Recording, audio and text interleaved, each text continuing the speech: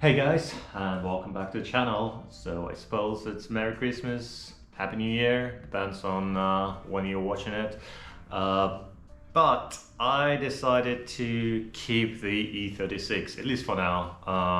I kind of thought about it, whether I should get rid of it. Yeah, I've got mixed feelings about this car. It's got a ton of issues, like the biggest one is the body. The bodywork is, it's not even that it's dirty, and it's got like a bazillion dents, scratches and whatnot, but it's the rust. The jacking points are gone, all four of them. The chassis frame rail on the driver's side is knackered. Basically the car was so low, it was scrubbing on the rail, and now it just like wrapped through the metal. So if you imagine it, it's like a U kind of like shape. So the bottom part was scrapped through. So there is a hole there. Well, not a hole, but it's not structural anymore. What else? As I said, it's very ropey. Probably the ropiest car that I've ever had in my life, period. So I guess I will try to restore it, even if it's a big word for this project, but restore, clean it up, make it nice to drive. Yeah, we'll see how it goes from there. In today's episode, I decided to start small. Basically, there are a few bits and pieces around the car that are very annoying, and I started fixing them a little bit here and there. So it's small things that we can fix relatively easy. Hopefully it will be a good start for this series of E36 restoration. So basically we are trying to save this car. As I said, restoration might be a big word for this, but saving this car is more appropriate. So you might say that reshelling this stuff makes more sense, and to an extent I do agree with that. It would have been way easier just to buy another 3 Series 1.6, 1.8, swap 2.8 in it, basically take all the nice bits from this car, scrap the shell and be done with it. But we're not looking for easy ways out, are we? So let me show you what are we gonna be working on and what I've been working on for the last couple of days. So the first thing is the boot area. Yeah, as you can see, nothing has changed here. Still gaping holes of a weird shape, but it's not the point. I basically started cleaning up the wiring, figure out what goes where. Well, almost. There's still like weird decisions, like I marked these wires because they're spliced in. You can see there's very interesting splicing, and doesn't even make much sense because there is a wire that was chopped and for some reason they didn't connect it and they just decided to splice it in another wire. Yeah, so a weird one. Then there is another one that was spliced in, again, no insulation, isolation, insulation, whatever. I found the other end of this wire, so in the cabin. I still have no idea what it is. I need to find the wiring diagram, but overall I'm just cleaning it up, making sure that's out of the way. There's still like a few loose wires that were cut off. No idea where they're going. There's another wire that was just chopped. My guess it was operating the lock, electrical lock, I suppose, but I'm not 100% sure because this wire goes to the tail light, and the wiring, like, my first thought was it's not factory, but it actually does look like it's a factory wire, this weird sheathing. and it just goes maybe to power of these lights. No idea, but it's much cleaner. This stuff is for the fuel flap, so I'm just making sure that it's not gonna short out and start fire. So yeah, I need to clean these beads up a little bit more, but overall it's definitely much nicer than it was before. Another thing that I let's disconnect this one. Another thing that I started working on is the well, actually just the door handle. It was loose and it wasn't opening. Well, it was opening the door, but it was so iffy. It was just kind of like just loose in the door, and every time I would try to open it, it felt like it was about to break. So I bought this pin. If you watched the previous video, you might remember there was just a bolt here. From the factory there's a pin, and it's being held by a clip from the other side. I still need to buy the clip. I bought this locking ring, so now the door handle is actually working properly, well, for the most part. What I'm saying for the most part is because we still need to attach the locking mechanism to the door handle, because actually it wasn't attached. So when you turn the key, nothing would happen. There's like a rod that goes into the lock, and yeah, you can just open and close it. It's a bit iffy. I spent like a good hour just trying to get it all in place, and well, whatever. It's a bit iffy, simply because there's not much room, and I don't want to remove the window, simply because I'm kind of a little bit lazy for this. But I'm still hoping to kind of wiggle it around and hook everything up without disassembling the entire door.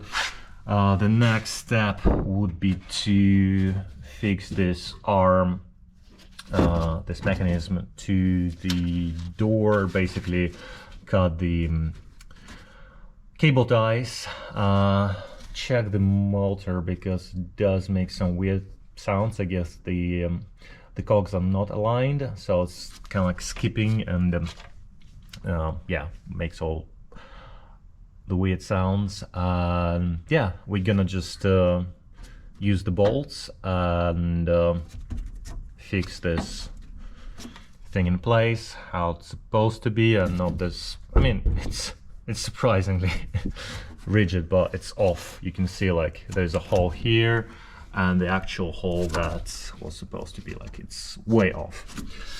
And the entire thing is I think like 5, no, maybe like almost 10 millimeters off where it's supposed to be.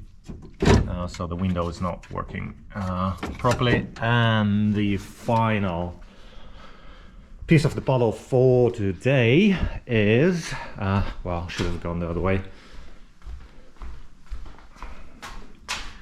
is the dipstick. Basically, right now it's, I don't know if you can see it. Let me find the right angle. So you can see the dipstick down there. When I try to check the oil level, what happens is the whole dipstick is being pulled out from the sump. And basically, because the intake manifold was replaced to M52, whatever. The idea is that from factory there's a mounting point for the tube, and now, as you can see, it's not attached to anything, and the only thing that is, well, I don't want to call it holding, but holds it in place is the O-ring, rubber O-ring, and it's not doing a job. I'm not even sure that there's still, I think there's an O-ring in there, but I'm not 100% sure that it's sealing anything.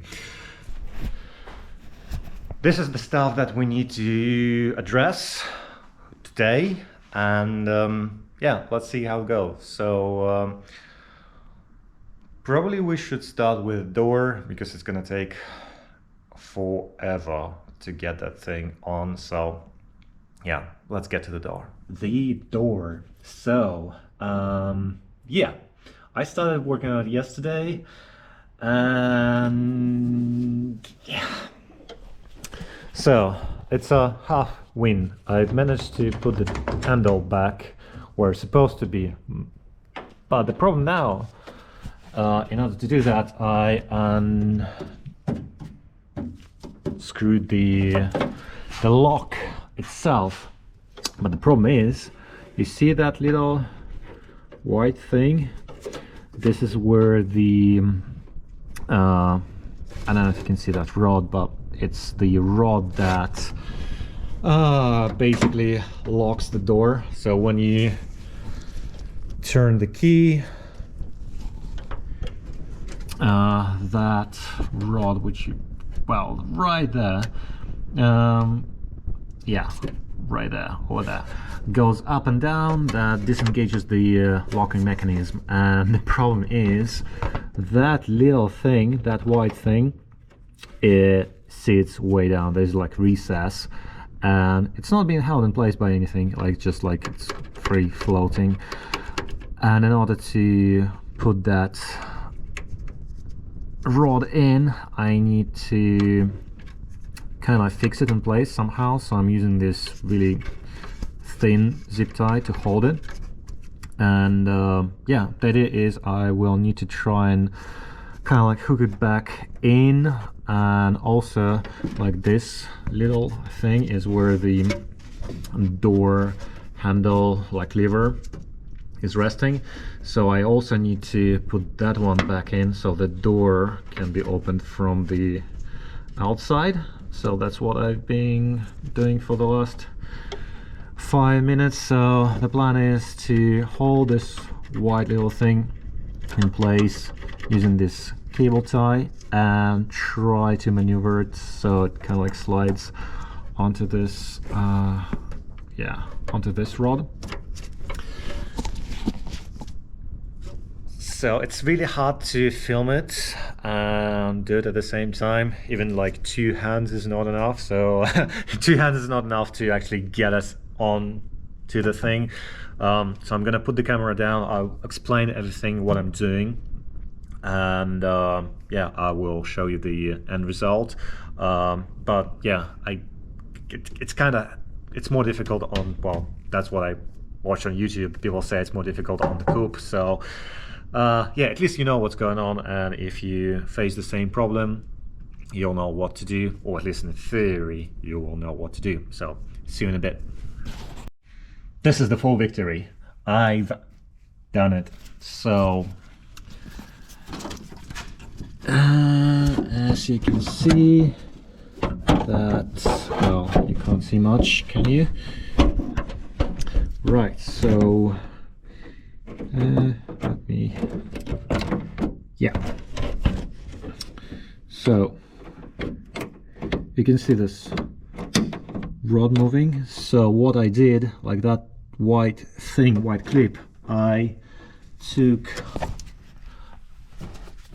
a thick piece of wire and just like slide it under it, so it just was holding it in place. It didn't drop down, and I just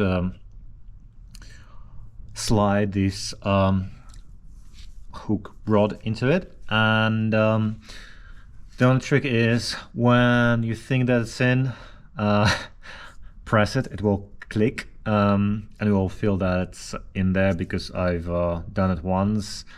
I moved the key and it popped out. Another thing, by the way, because the rod is kind of like hanging a little bit lower than the slot that needs to go in, use the key to move it up and down. So in this position it goes where it's supposed to be, so you have enough room to slide it in.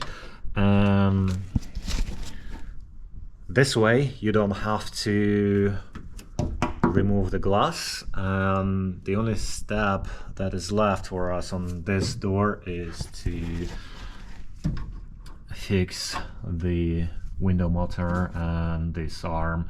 I'm gonna show you what it does and how it sounds. It's really terrifying, so bear with me. Yep, that's the problem. So when I hit up, this is what happens. So what I'm gonna do is move the window down all the way.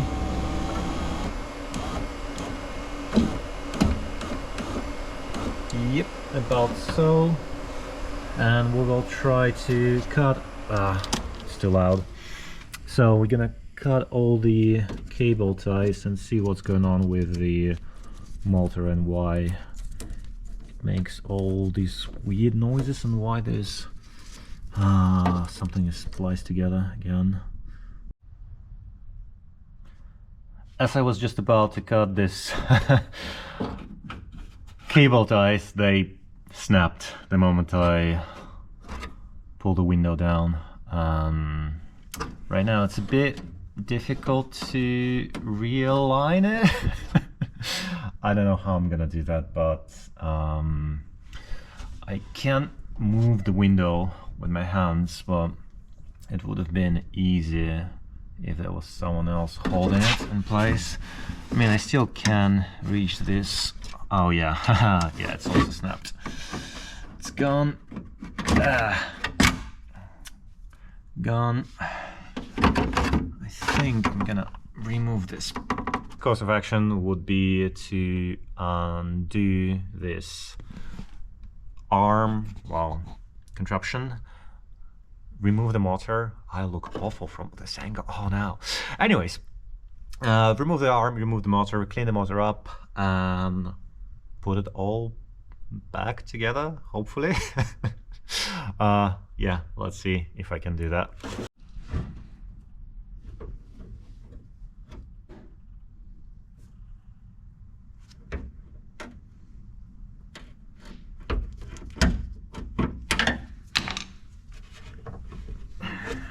So these are the clips that are holding the window on the slider, and once you got them out, technically you should be able to just remove the arm, and it should just pop out. We'll see if it actually that simple.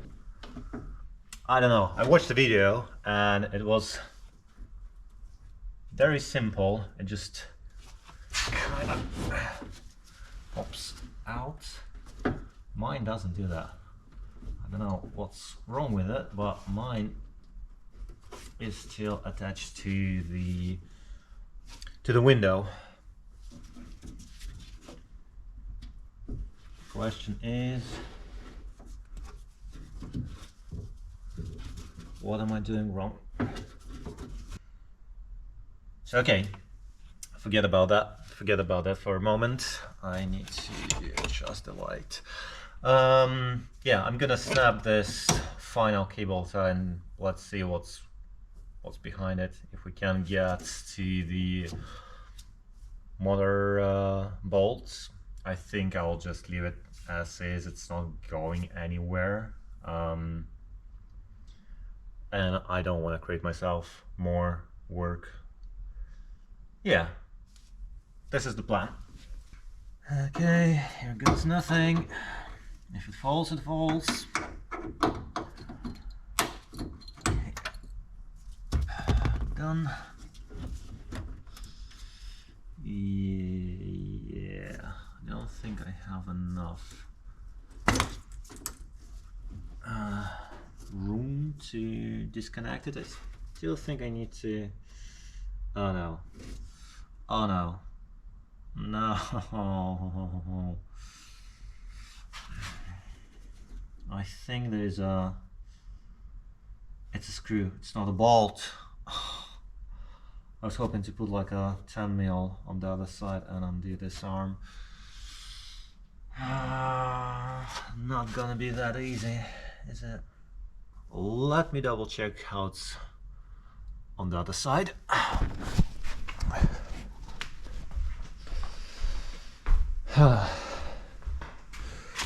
So yeah, we do have no, actually on this side this is a bolt, which makes more sense. It's easier to unbolt it. It's just a normal hex bolt. Okay, it's still holding fine. I need to get behind this thing, hopefully.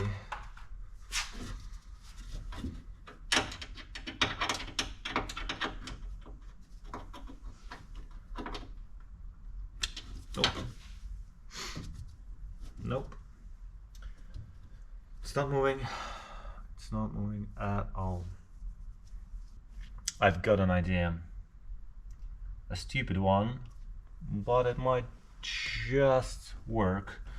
I'll try to mount this, bolt it down, and see if it's still having this issue.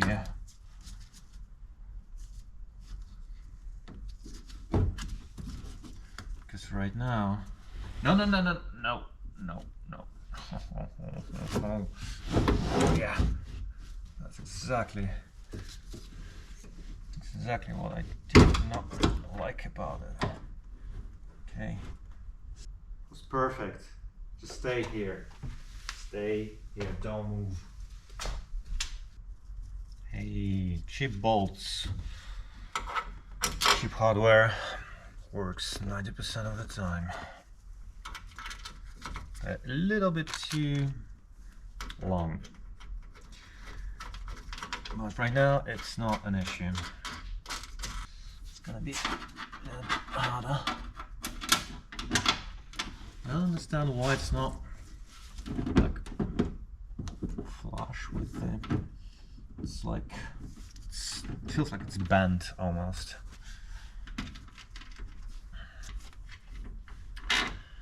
Could have been so much easier just to put like reeve nuts.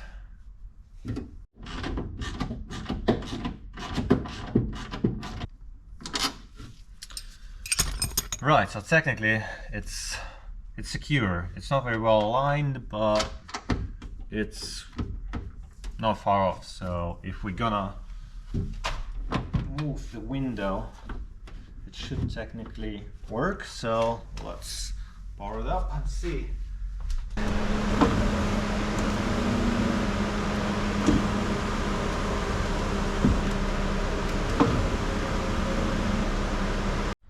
I guess we fixed 90% of what we wanted to fix, at least with the door.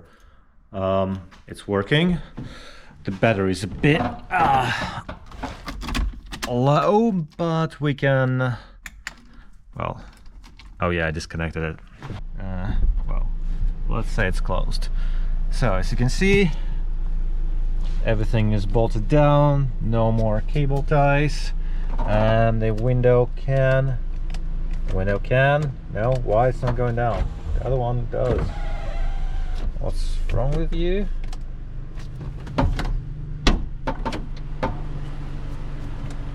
Huh.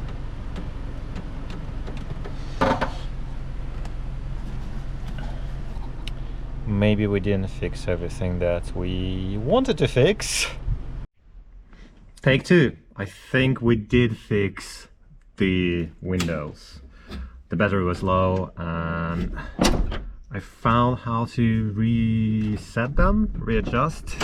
So the anti-pinch thing is still going down every time I close it. So that's something that I will need to try and fix in the future. But for now, okay, you can see the window goes up and it doesn't make any noises. So how to reset it is you wind it all the way down. So it's down, and what you need to do is, you see, it's down, it goes up, all the way up, and then you hold it for 5 seconds. 1 Mississippi, 2 Mississippi, 3 Mississippi, 4 Mississippi, 5 Mississippi, and that's how you reset it. Let's see. Okay, the anti-pinch did not work. Yeah, it didn't work. Huh, it did something now. No. Weirdly enough, it does not work. Still, I'd say it's a victory, regardless. It's moving. There's no anti-pinch function, but we can deal with that later, I suppose, because the other one works perfectly fine. Well, it's me. You can see, and it does have the anti-pinch thing.